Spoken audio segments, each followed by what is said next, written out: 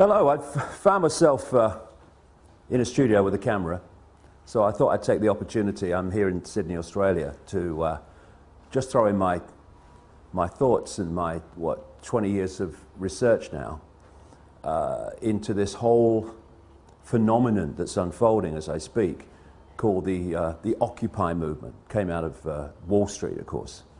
And it's a great thing. It's fantastic that people are waking up to the point where they're saying, I'm a slave, and I ain't having it anymore. That's the great Rubicon that needs crossing so we can do something about this. The reason I'm just going to put this information out, people make of it what they will, is there's another agenda going on here too. And if the genuine response to this grotesque enslavement of humanity in terms of finance and in terms of so many other things is going to be challenged effectively, then people need to get streetwise to what this other agenda is. And also the fundamentals of what we're dealing with. So I'm going to take it in stages. First of all, the fundamentals of what we're dealing with.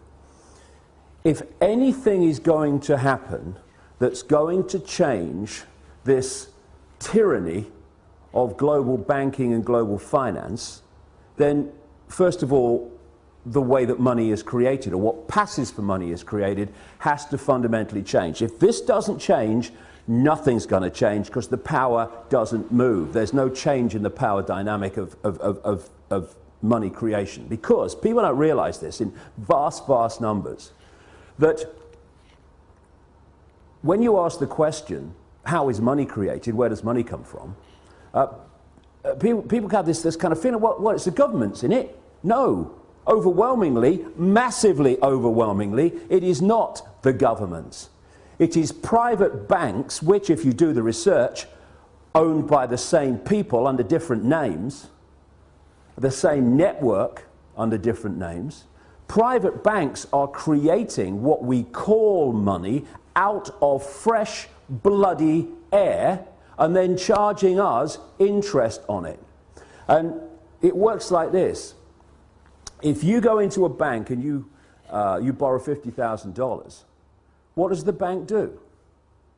Does it move precious metal anywhere? I mean, what does it do? What it does is it types into your account $50,000.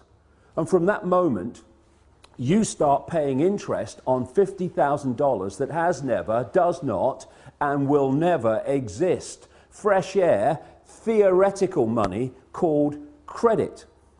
This has been allowed to happen because, again, when you do the research, the same networks that control governments and therefore pass legislation to do with banking are the same networks that control the banks and the banking system. Therefore, laws have been passed called fractional reserve lending that allow banks to lend at least, and my goodness, it's at least, 10 times what they have on deposit. So when you put $1 in a bank, that bank can now lend 9/10 that it does not have. Fresh air, figures on a screen.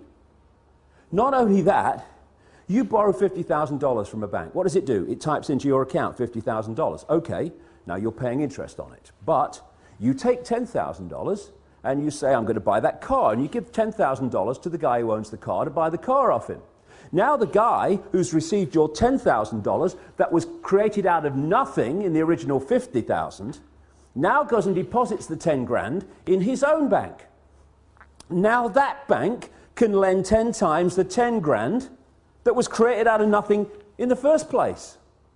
This is what's going on. And then if you follow one loan, $50,000 or whatever, you follow that through the banking system, and that one loan allows the banking system as a whole to create phenomenal amounts of non-existent money we call credit from that original non-existent credit loan. This is how the banking system, ladies and gentlemen, have taken the world over. Why wouldn't it when they can do that? And there's another little scam here. All written in on purpose, cold, calculated. When you go into a bank and you borrow $50,000, the bank creates, even in this theoretical, ludicrous way, $50,000. But you're not paying back $50,000, you're paying back $50,000 plus interest. The interest is never created, even as credit, which means a simple fact.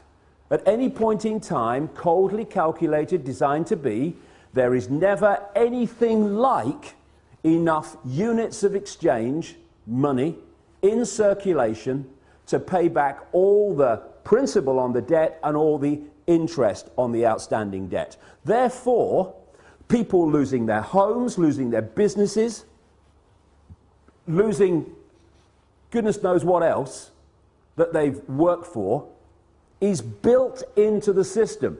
Now, when you have a boom and there's an expansion of this non-existent, ludicrous money called credit, then Peter pays Paul hides to a large extent the fact that we're in this situation where the outstanding debt cannot be paid back or even nearly paid back plus interest because there isn't the units exchange to do it. But when you go into a recession or a depression and there is a contraction of those ludicrous units of exchange in circulation, then it becomes blatantly obvious that there's not enough units of exchange to pay back all the interest on the debt and all the principal, and that's why you get this explosion, which we've got now, of people losing their homes, losing their businesses, losing their land, their farms, etc. And all these tent cities that are appearing around the world. And so we have a system where the private banks, in the end controlled by the same network, not least around the house of Rothschild and others, the Rockefellers too, in America, have been given this level of power to create money and dictate completely, beyond governments, global finance. And that's why they're able to create booms and busts at will. That's why when they want to create a bust and a depression, which they have now, what do? They refuse to issue the same amounts of ludicrous credit units of exchange. And what do we call it? Oh, the banks have got a credit crunch. A credit crunch, what's that? It's suppressing the amount of money in circulation, so by definition creating this situation we're in. The whole money system has been designed from its creation to be a system of human enslavement and human control and human suppression. So first of all, any occupying protests around the world on the agenda has to be the end of private banks being able to create money out of fresh air on a computer screen and charge interest on it. Now here's a question. Why are governments, they're the government after all, don't they make the laws? I heard somewhere they did. Why are they not creating their own currency interest-free and circulating it interest-free? Therefore, it does the job it's supposed to do, which is to be a unit of exchange to overcome the limitations of barter. Why? I've said it already. Because the same networks that control the banks control the governments. And so the governments do not pass legislation saying, well, what are we borrowing fresh air money from the banks for, plus interest, and making the people have to pay in taxation all that stuff back? All we got to do is create our own money interest-free, because you see, at the moment, the very unit of exchange which allows economic activity to happen is created at the very start as a debt by people borrowing money from banks called credit. It's a debt from the start, the very unit of exchange in the world. It's crazy, it's insane. Number two, that has got to go. No more governments, and we need to redefine what we see as government too. No government borrows money at interest from private banks. Ludicrous. Then there's another thing. Like I say, whether we have a boom or a bust is decided by this very banking system. because they have what they call an economic cycle. It's total corruption and total manipulation. First of all, they put lots of units of exchange out, credit. Oh, you know, you earn 2 and 6 a week? Okay, have this off a £1 million house. Yes, here's the money, take it. And they put lots of units of exchange in circulation. And there's a boom, manufactured, and when people are in a boom and they get confident about their jobs, they go into more debt, bigger house, a bigger car, all the rest of it. And then what they do at an optimum point, this is what they did in 2008, is they take or create an excuse to take money out of circulation. Now the economic activity generated by that amount of money in circulation is no longer possible. And we move over here, fishing line coming in now, to a depression or a slump. People do not lose their homes overwhelmingly because they don't want to work anymore. They lose their homes because there's not enough economic activity to generate the income to pay the mortgage. Companies don't go bust because they think it would be a bit of fun. They go through a bust because there's not enough demand for their products at a time of a downturn when the money in circulation is being reduced. And what happens?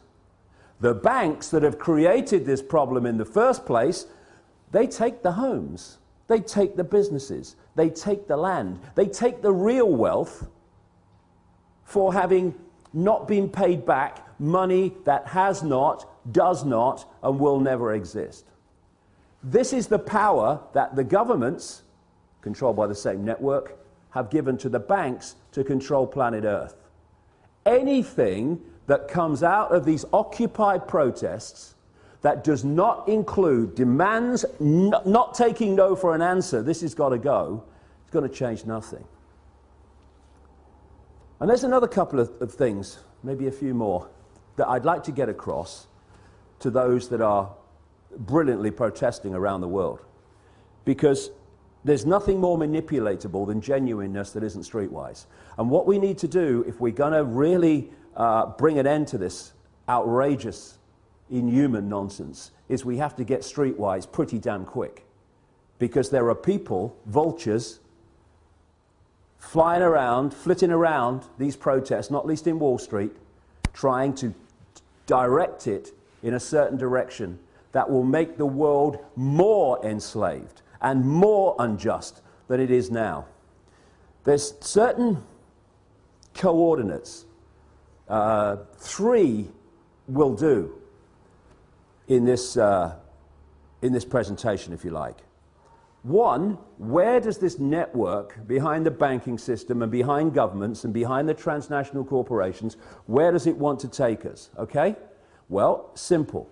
It wants total control over the entire human race, mentally, emotionally, physically, and financially.